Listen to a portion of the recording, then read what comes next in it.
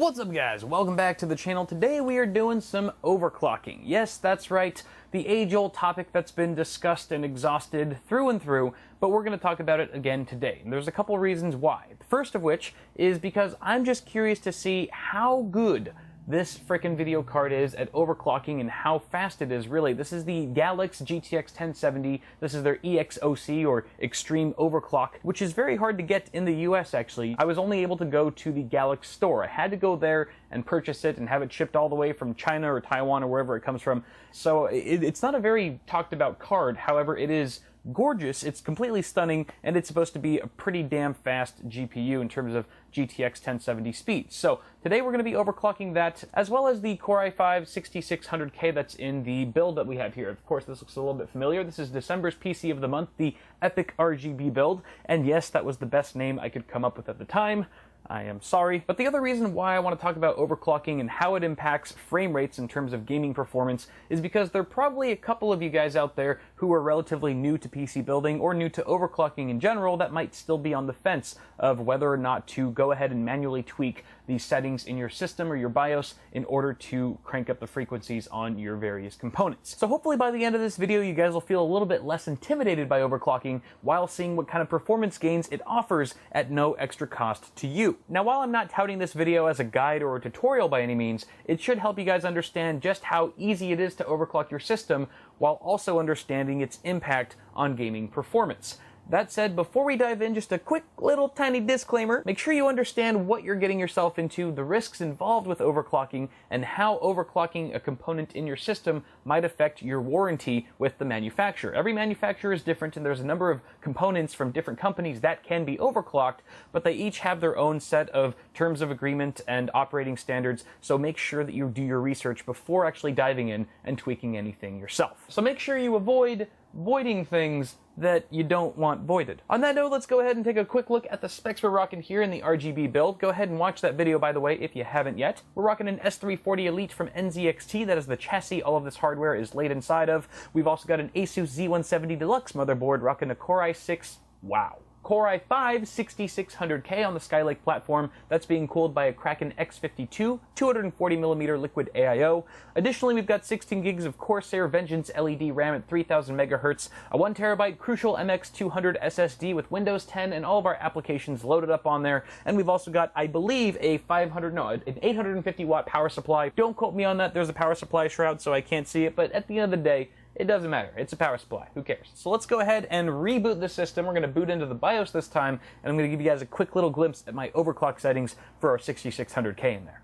Alright, we're in the BIOS now. We're going to go ahead and jump into advanced mode again. This is the BIOS on the Asus Z170 Deluxe motherboard, so we're dealing with an Asus UEFI. It's a very nice little BIOS. We're going to go into AI Tweaker. So we're going to go ahead and head over to the CPU core ratio, which is by default set to auto. We're going to go ahead and switch that to sync all cores, and that essentially applies the same multiplier to all four of our cores, which is exactly what we want. We want our frequency to run on all four of these cores, not just one of them. So you can see here I've already done some dabbling. I dialed in 47 for our multiplier, and if we go up here in the top left, it shows us what our target frequency is once we boot into the operating system. So right now, with a B clock frequency of 100 and a multiplier of 47, our target frequency is 4700 megahertz, or 4.7 gigahertz.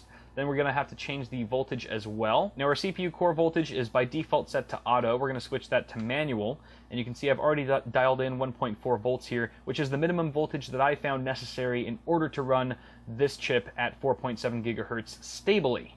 Anything less than that, and there was a little bit of instability in certain applications, not all of them, and I'm sure depending on the CPU, the 6600K that you have on hand, you might be able to get away with more, or you might not fare as well, depending on the ASIC quality of that particular chip, which we'll talk about a little bit more later. Now, something to bear in mind with manual mode is that whatever voltage you set in here will run 100% of the time. It doesn't matter if your CPU is under load or if it's idling, it will run at 1.43 volts 24/7. And that introduces unnecessary heat into your system, and there's no real reason why you need to run at this voltage all the time. So what I would suggest to you guys at home is actually go with offset mode, and what that does, it allows your voltage to scale dynamically with whatever your CPU frequency is. So as soon as you go from load to idle, it'll actually scale down and roll back your frequency as well as your voltage in order to keep things a little bit cooler and more reasonable in terms of the voltage that's being sent to your CPU. While configuring your voltage with offset mode can be a little tricky at first, there's plenty of guides and tutorials on how exactly to do that,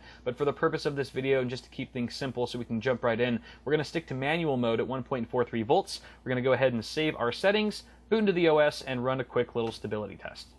So here's a look at our CPU running Prime 95, and just a quick disclaimer, if you are going to be stress testing with P95, I would suggest using a version that's 26.6 or earlier, because anything after that is known to produce just extremely high and unrealistic temperatures for reasons that go beyond my head right now that I can't really remember. But I would have loved to use Ada64, but my free trial ran out, and I'm too cheap to buy a license. Anyway, CPU-Z right here, 4700 megahertz, right where our target core clock was supposed to be. That's looking good, and our core voltage is going up to 1.44 volts actually.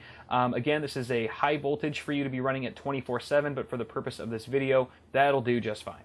So I think on that note, we've been running this for about 5 to 10 minutes now. It's looking pretty stable. I think we're safe to go ahead, shut this down, at least stop the test here, and start overclocking our GTX 1070.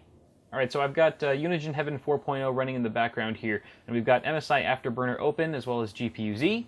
And just a little background, a little context on the Galax GTX 1070 that we're dealing with here today. It actually has a boost clock out of the box. It is factory overclocked with a boost clock of 1783, which is about 100 megahertz higher already than the reference stock speeds of the GTX 1070. But you can see here, due to GPU Boost 3.0, we're actually seeing a boost clock of 1923, which is significantly more than what the out-of-the-box spec says, simply because we are well within our power and temperature limits that we can set manually. So I'm going to crank these to 100 just so we can continue getting the most out of our boost clock there. And then we're not going to touch voltage for this video. That's for a topic for another video. We are going to go ahead and tweak our CPU core clock here. So or GPU core clock, I should say. I already set this to 130, I believe, and that seems stable. That's anything more than that, I was starting to artifact and actually crashing out. And also 375, I believe, was the 360.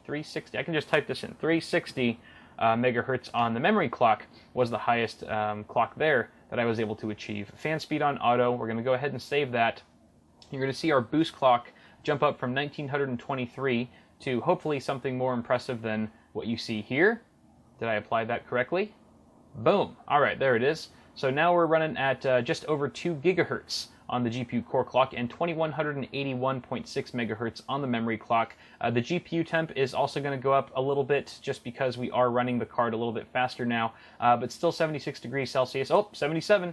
Oh boy, it's getting warmer. That's still relatively safe operating temperatures. Again, this is just to see how far we can take this. And it looks like Unigine Heaven 4.0 is still running just fine. I don't see any artifacting from too high of a memory clock or anything like that. So I think at this point we have our CPU and our GPU clock, our overclocks, running stable. They are set. And I think we should just run some benchmarks comparing results with the fully stock version of this system versus the overclocks that we've just put into place right here. And then we're going to go ahead and circle back, talk about the results, and close this video out with some closing words and conclusions. So on that note, let's fire up the benchmarks and see how our frame rates were affected by our overclocks.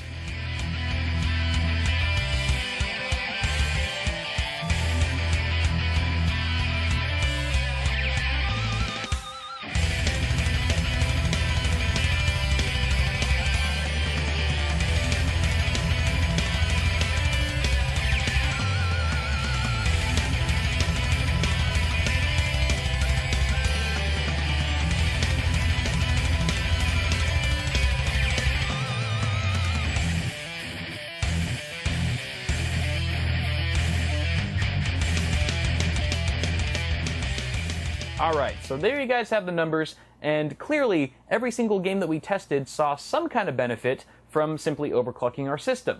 Obviously some games benefited more than others, but at the end of the day there was still a positive percentage increase in terms of our average frame rates. The overall average percentage increase across all 6 of those applications was 7.6%. So we saw a 7.6 overall, between 7 and 8% of an increase just from simply tweaking our clock speeds here. Now, while that's all fun and dandy, something to be aware of is that your mileage when overclocking may vary depending on a number of factors. The first of which is ASIC quality. So not all chips are created equal. Some chips, whether it be CPU or GPU, overclock better than others. And that's why you see companies like EVGA, for example, with the last generation of NVIDIA cards, were selling the Kingpin editions of their graphics cards. I believe that was the GTX 980 Ti that they were doing that with. But the Kingpin editions basically promised users a higher ASIC quality chip that would be good at overclocking. Definitely better than something that you would just randomly buy that wasn't advertised as being a great overclocker. That's not to say you can't get lucky and hit the silicon lottery, so to speak. It happens all the time, but it's never a guarantee unless the manufacturer or vendor specifically says it is a bin chip,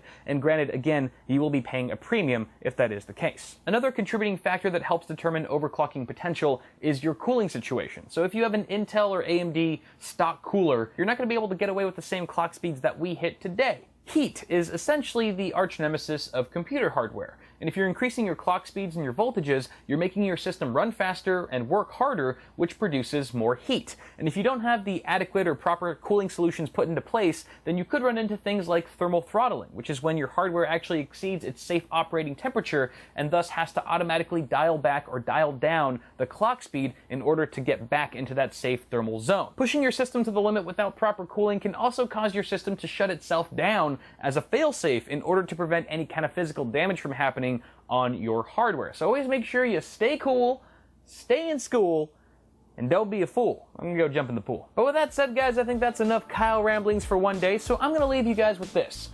Overclock your systems, do your research first, don't be scared, and enjoy the extra performance. It's totally worth every single penny that you won't be spending on it. But here's a question: how many of you guys are overclocking your own systems at home? And which components do you find yourselves overclocking the most? Your CPU? Your GPU? Your memory? Your cat? I know someone's overclocking their cat. So please do share your specs and your overclocking settings. I can't wait to read all about them in the comments below. Till next time, guys, be sure to toss me a like on this video. I know it was a little bit more like introductory, beginners, high-level content, but if you want to see more of it, let me know in the comments and I'll be sure to think of some more stuff along these lines. Till next time, guys, have a good one. Subscribe to the channel if you haven't already, and I will see y'all in the next video.